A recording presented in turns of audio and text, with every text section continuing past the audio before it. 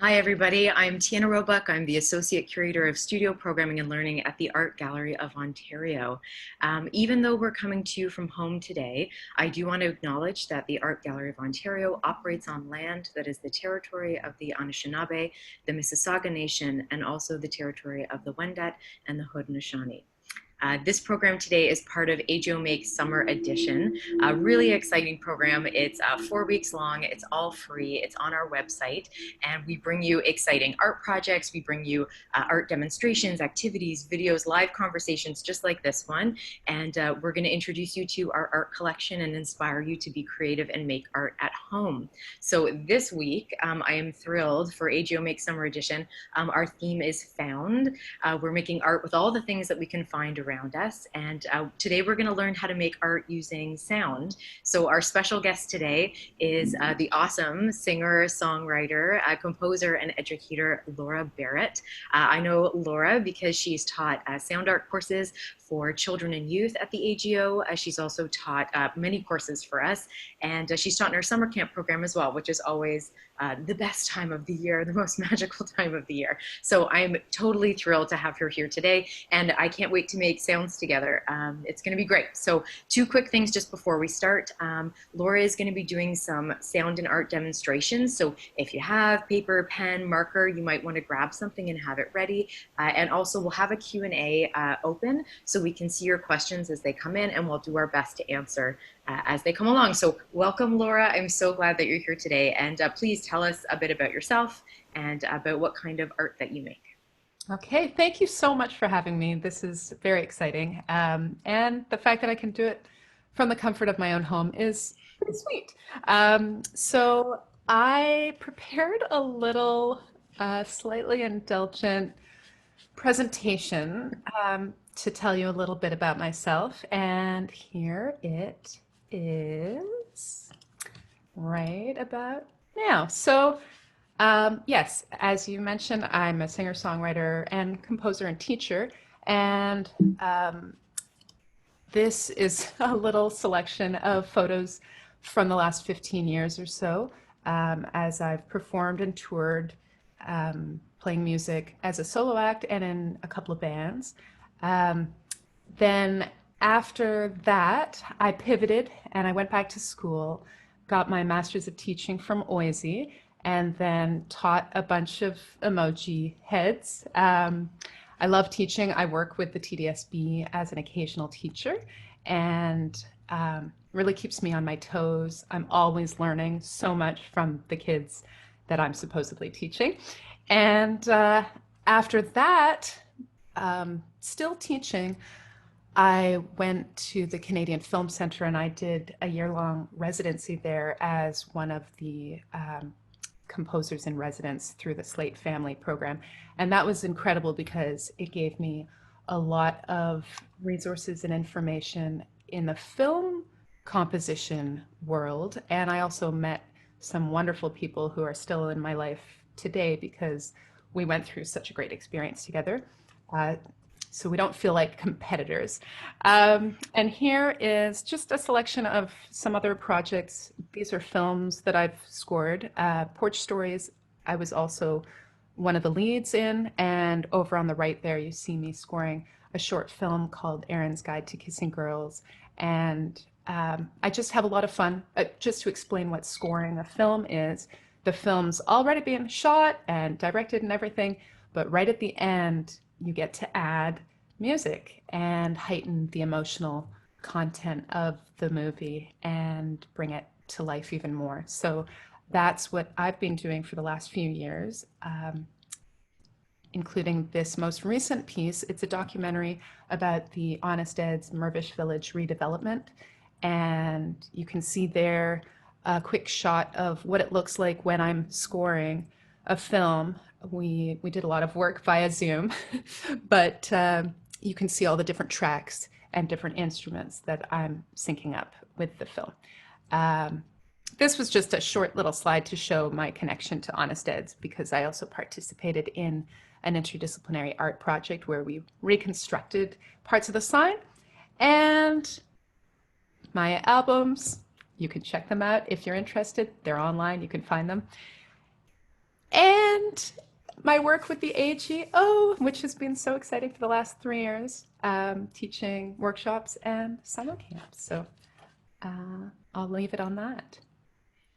Awesome. Awesome. I do have to say, and I know Laura, I've mentioned this to you before. So you've taught in our courses, you've taught in our camps, and whenever I've mentioned that you teach with us, people who know your music are always like, "Ooh, Laura Barrett's teaching your classes," and I was always a little embarrassed because I hadn't heard your music before. I hadn't listened to an album before, and then last summer I picked up your most recent album and listened to it, and it became my album of the summer. I listened to it every day on the way to work, every day after work. It was, yeah, so I'm a big fan of your music, so I highly recommend people checking it out. I know for today, sort of, we're here to talk about sound and art and how those things combine together. So sound isn't always the most obvious choice when it comes to art making, right? Most people think, oh, I'll grab some paint or I'll grab some markers. Do I have paper? Great, I can make art. But really the idea is if you listen to the sounds around you or can make sounds, you can make beautiful art, just things that you find have. So it's really great. It's really great for this week found. Because it's just, I'm thrilled that we're going to explore this together because I think a lot of people don't know about it. So I'm going to show you two quick images. There are two different pieces in our collection that use sound and art in different ways. So I'm going to share them with you. Let's see what you guys think, because I really like them both, but they're quite different. So this one is an example of a piece that's called Summer Sound by Gershon Iskowitz. And it's a piece where this artist was listening to the summer sounds that are around them and then thought, how do I capture that visually? So they had oil paint and they had a canvas. And I don't know, for me, when I look at this one, I think of maybe a creek or a riverbed, or I think of a big, beautiful tree sort of growing in the middle of a field. And they thought, great, I can hear all of those things in the summer. How do I capture it visually? The next one, and I should ask, can you see these images okay?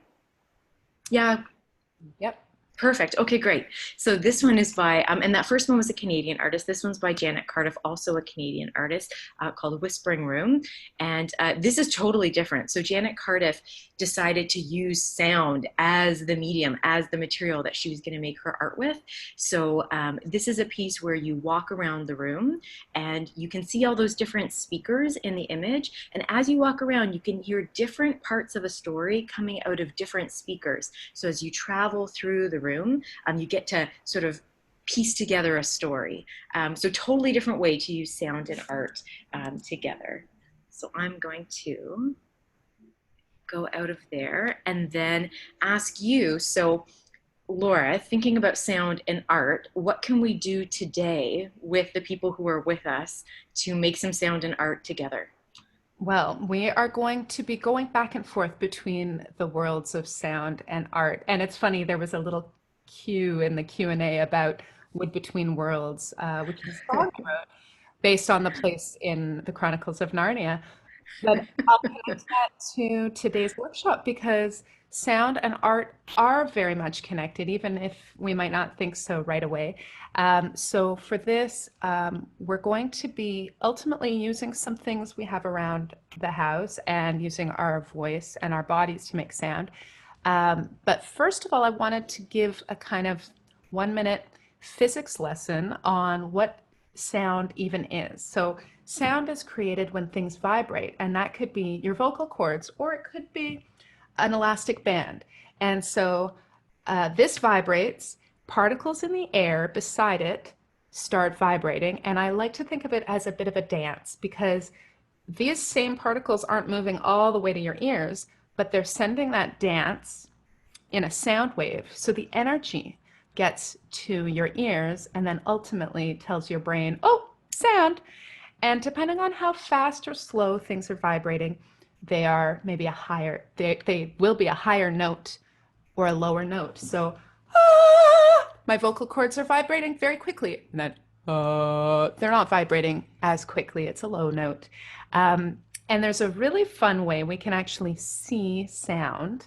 And Tiana, I think you have it all set up for us. But Ah, ah, ah. Yeah. So cool. when I'm making sound, we see it right there on the screen.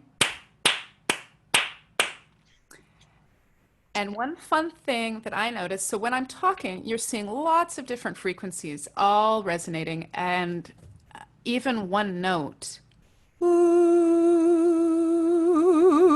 with a vibrato. You can see many different frequencies. But if you whistle or if you're listening to bird song, a lot of the time that's actually just one note. So Tiana, maybe we can try a little bit of whistling. So let's see if it gets me. Oh, it looks like it's catching me. Yeah, so sure. Do you want to whistle together? Yeah, let's try it. You go for it.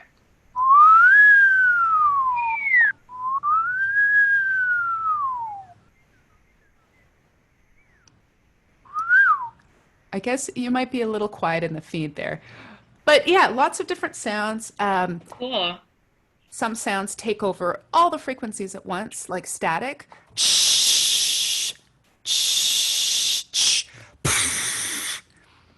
Anyway, that's a really fun thing to experiment with at home, and I love the way it looks. And you can also see the intensity. So the colors are telling us how loud sounds are. So if they're very quiet, they're barely going to show up at all.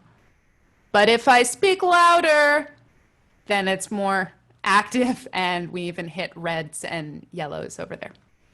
Love it. That's so cool. So that's a really good example of the literal visual representation of sound, which is, yeah, very cool to see. Definitely worth seeing. And then I just wanted to talk about the fact that, so we're talking, and talking uses lots of different kinds of sounds. We can also use our hands and make all kinds of sonic textures that way, like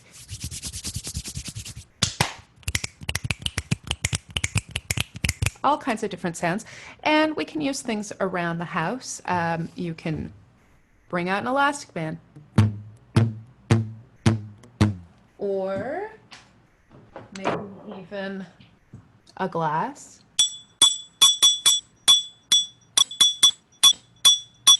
That's all up there in the higher frequencies. What about can of spaghetti sauce?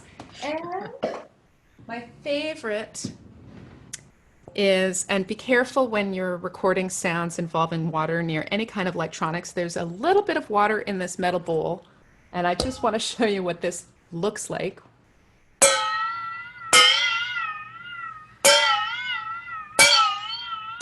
So you can see that the sound was going up and down in a wobbly kind of way. I love this. I love this visualizer. Very cool. Yeah, very, very cool. I could see myself playing with this for hours at home. So even if you don't have instruments at home, because sound art is accessible to all of us. We can use just our own bodies, or you can use something that I hope most of you have around the house, which is just a sheet of paper. And when I was teaching sound art classes, usually one of the first things I would do is go around the room and we'd see how many sounds we could make from a single piece of paper without repeating. So Tiana, do you have any paper with you? Got a big sheet. Ooh, right okay, here. so why don't you try and make a sound, and we're going to listen at home and notice, is it a slow sound, a fast sound, a high pitched sound? Yeah, what kind of sound is it? So what's your first sound? Yes. Can you? I'll do that again too. Ripping. Ooh, that sounded good. I'm going to try crumpling.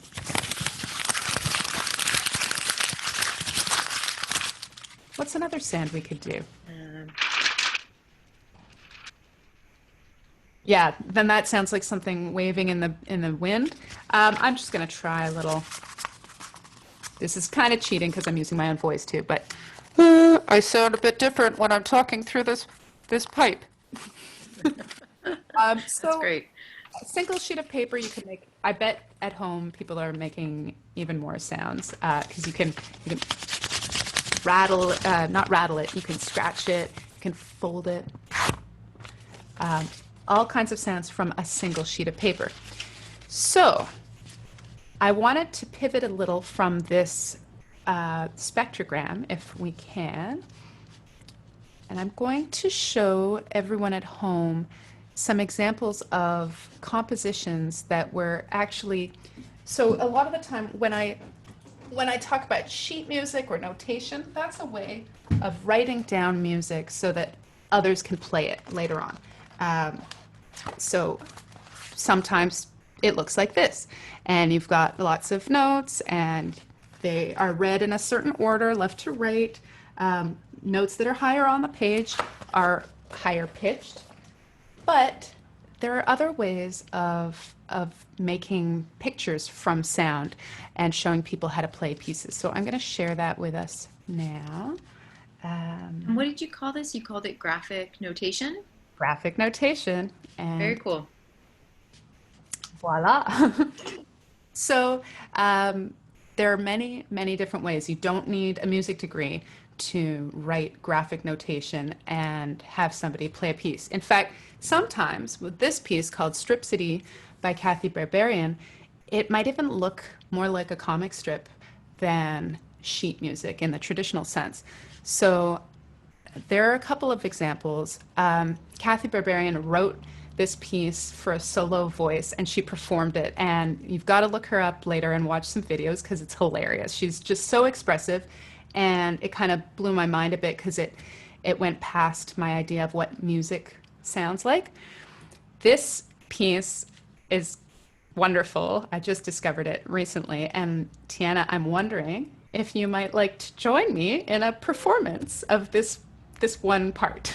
How could I say no, Laura? How could I say no? For sure. You tell me what you want me to do, and I'm there. Okay, I think I'm going to play the cat sounds, and then maybe if you can give us some of the dog noises, um, and then we can look at this piece. I think it goes left to right. There's a scuffle that we're both involved in, and then I don't know. What do you think happens at the end? No, we're gonna see when we do it. Okay, here we go. Meow, meow, meow, meow.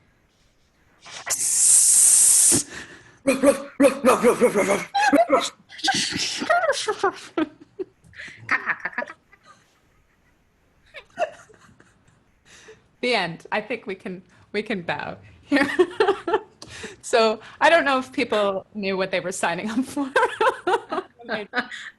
This is so much fun to try to do this at home. It's great. Having a lot of fun. And so graphic notation can look like all kinds of different things. I have two more examples very quickly to show you. This next piece is called Ornamentic by Tom Phillips.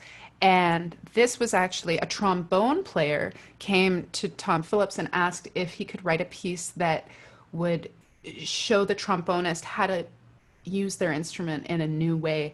And so he came up with these little ornaments. And I'm looking at them and I have no clue how I might play them. But that trombonist apparently was happy with it. And you can play this as a solo instrument or with an ensemble. So I love how graphic this is. It looks like diagrams of tools or parts interlocking. And I think it's just beautiful. So maybe at home you could try and figure out a way, how could I sing that? How could I play it on an instrument that I have? How could I act it out? And then this last one, Articulation by Georg Ligeti. This one I just love for the colors involved and the shapes and the way I think it translates different instrument families into different colors and patterns. And you can see there is a marking of time below, but then there's something happening above with the circles. I really don't know how to interpret this one, but I think it's quite magical. So those are just some examples of graphic notation and translating sound into pictures, which is what I would love for us to try coming up next. And you just made me think of something, Laura. When you showed us the book of music, like you showed us the sheet music that you have, right?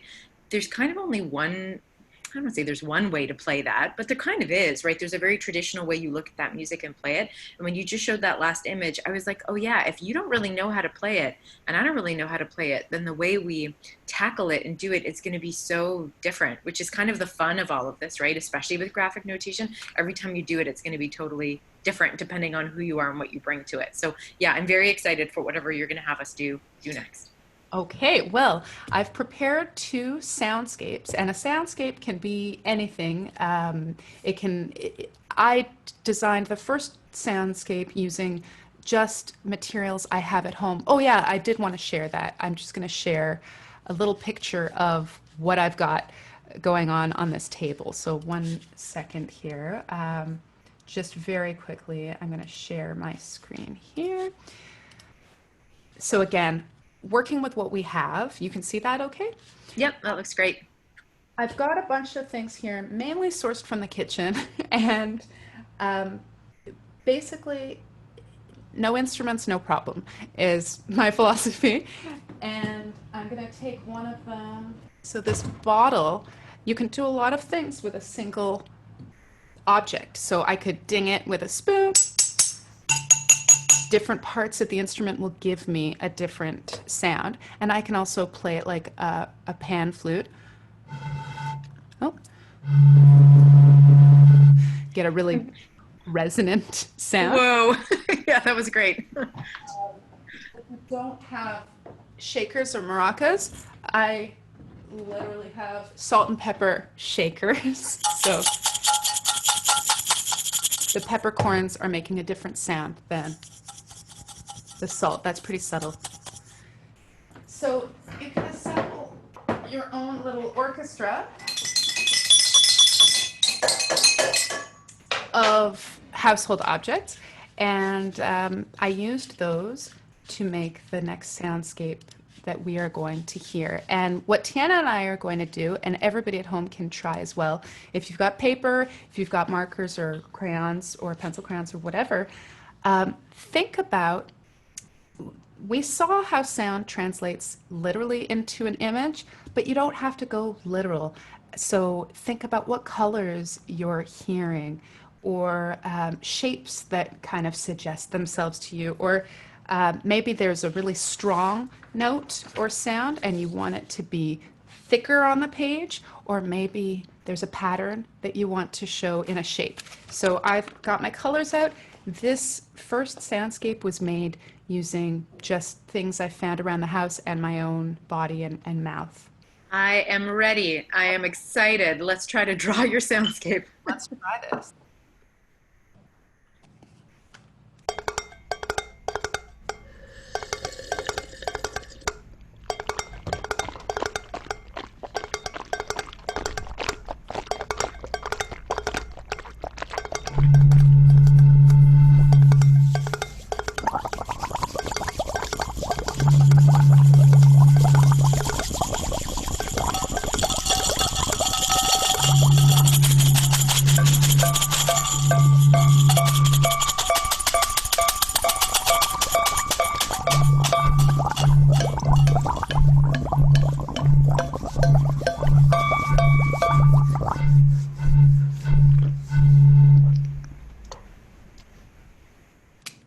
Woo! Wow, okay. That was a journey. That was awesome. um, how did you interpret that visually? Whoa, that was wild. Yeah, my arms got a workout. Okay, so there was that rhythmic part at the beginning, which was really fun, and then there's that whoa, which is kind of down there, and then you had like a bubble sound almost, and then something where it was like really loud clangs, like choo, choo, choo. And then you have that kind of at the end. So that was my interpretation. I love that. I love that. And it's interesting that you made some squares. I created something that had squares as well. With this, I was echoing the rhythmic pattern of ba-da-da-da, ba-da-da-da, ba-da-da-da, ba. So each of those ba-ba-ba-ba patterns, I turned into a square. And then I had bubbles as well, and gurgles and water. And then these orange clouds represent the shaking sounds, and kind of it felt like a storm was brewing, so I added those. But I think ours actually look kind of similar, which is fun. Um, I Not the expected outcome. Shockingly similar. um, so maybe we're on the same wavelength today. That's it. That's it. I created another soundscape that's got a very different vibe. So let me get, and I'm just going to give you a tiny sneak peek about it is that it's mellow.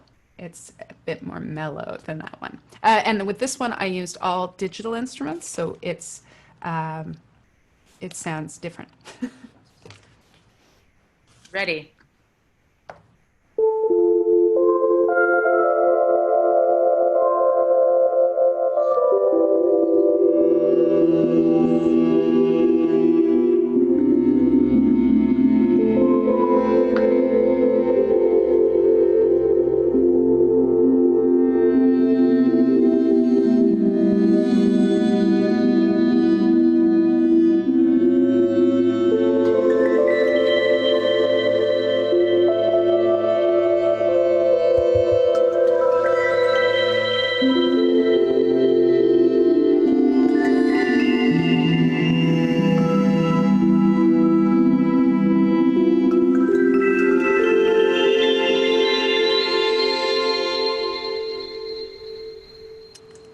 That was nice.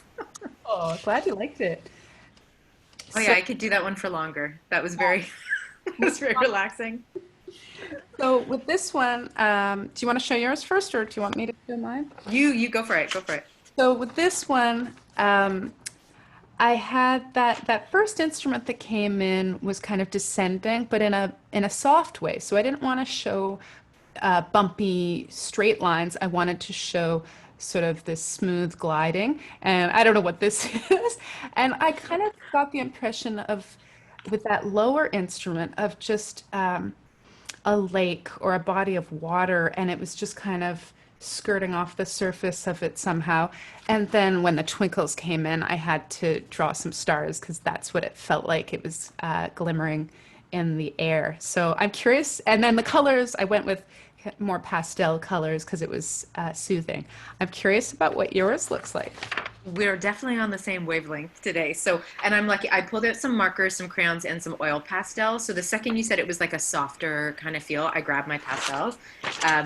So this one is sort of like this, that soft kind of swirl at the beginning, and then it got a little firmer and more specific, and then there was like a whoa kind of set which went down for me, and then it transitioned a little, and then when it got sparkly it was sort of similar. I went into the kind of twinkly sparkles, and then there was that lovely kind of repeated sound at the end. So yeah, not very different from each other. They're quite similar. Yeah, that's really fun. I also see a cupcake or something. Yeah, I just saw that. Now maybe I'm just hungry. I'm subconsciously hungry, and it's almost lunchtime. I can have a cupcake. That's fine. Very sweet. You're drawing sweet. So that is one way to go when you're at home, even just listening to any music or even the radio, maybe talking people. Responding to sound with the visual art medium is a really exciting thing to do with your brain because you're basically activated in every possible way and you're translating one artistic medium to another, and I find that really exciting and cool. And if I were to listen to those same pieces again, I wouldn't necessarily hear the same things or interpret them the same way. So yeah, at home, if you're listening to music and you want to just draw what you hear, it could be really fun. And the last thing I guess that we're going to do today is go the other way and do something that's kind of more similar to my profession as a film composer, but we're not necessarily going to make music. We're going to do something that sometimes it's called sound foley or foley. So that is the process of adding sound in like footsteps or basically anytime you watch a TV show or a movie and there's sound, that was probably added in later. They probably filmed it without any of those sounds and then they add them in later so that they can record them in a really great room, a soundproof room. And they design all these sounds very carefully. We are going to watch a very quick video that I recorded the other day at Humber Bay Park. Oh, spoiler alert. So it's a very short video. Let's watch it without sound.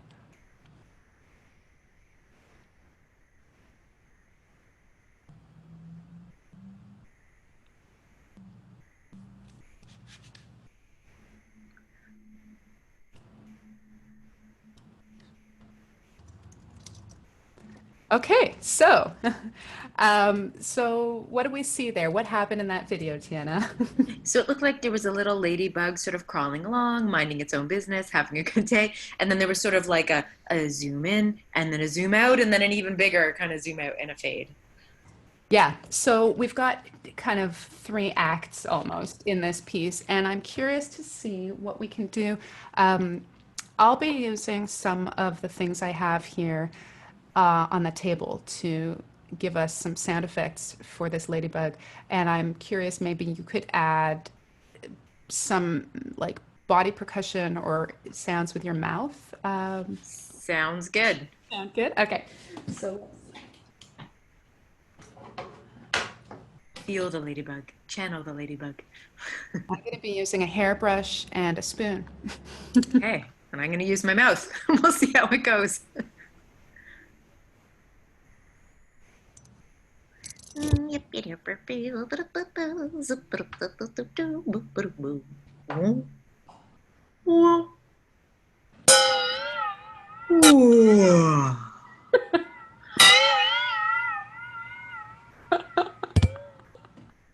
Not bad, not bad. Not bad at all. So, I mean, that is a short demo of what you can do. But again, I recommend all of these things are things you can do at home. If you take a short video or even a part of a video that you are watching on TV and you watch it without sound, analyze what's going on and then give it your own sound effects or your own music if you have musical instruments, or just sing it or give an internal monologue. There's so much you can do with sound and pairing it with visuals. It's just really fun and exciting. That's awesome. And I know one fun way that I've done that, I know you've done this as well, is we just looked at a video, like a short video, and you created sound. So sometimes, yeah, you can look at anything around you. You could look out your window, like maybe you can't record video. Okay, sit by your window and look at what's happening on the street and try to make the sounds using what you're just looking out the window. Or you could look at a favorite piece of artwork. Or even you could like look at somebody in your house, like maybe you can watch them and like compose a piece of music that's just about them, like as you're watching them in the house. So there's so many different ways that you can play with sound and art. So I'm going to give a huge, huge, huge thank you to Laura for coming today, for teaching us how to listen to the sounds around us, how to respond, how to make those sounds. And before we wrap up, is there anything that you want to share with folks from home? Well, yeah, two quick things. I just wanted to say that documentary that I recently scored, it's called There's No Place Like This Place, Any Place. And it's already streamed through Hot Docs, which is great, but it will stream online from August 25th to 27th as part of the Toronto Jewish Film Festival. So if you're interested in learning more about the redevelopment of Mirvish Village and also hearing a bunch of music, I wrote 35 minutes of music for that film, and I'm really proud of it. So check it out. And then my last thing to say would just be to listen to the world around you. There's so much happening. Even one example I always think of when I'm locking up my bike is if I hit my bike lock against a post or something and it kind of sproings and it vibrates, I hear that all the way through my arm into my ear, and it's musical. There's a musical note there. So there's music everywhere, car horns, people on the street talking, and if you can tune into it, it'll just make your world that much richer. So that's my final little message. Awesome, awesome, love it. So for everyone who's watching, please make sure to check out this week's AGO Makes Summer Edition programming. It's on our website. Again, it's all about found. That's our theme. So you'll find this video along with other great projects like how to build sculpture with your body, how to build really big and small, recreating artworks from the AGO collection using things that you find at home. And then we do have 2 more weeks of programming that's coming up. We have some great special guests joining us, including the Toronto Zoo and the Ontario Science Center, which is going to be really fun. And as always, anything that you make, please share with us at the hashtag AGO Makes. And we can't wait to see it. So stay tuned. We've got children and youth courses starting this fall as well. So keep coming back to our website and seeing what we're up to. So for now, we'll just say thank you again, Laura. It was so great to do this with you today. And for everyone at home, have fun and play, get creative, and we'll see you again soon. Bye-bye. Bye.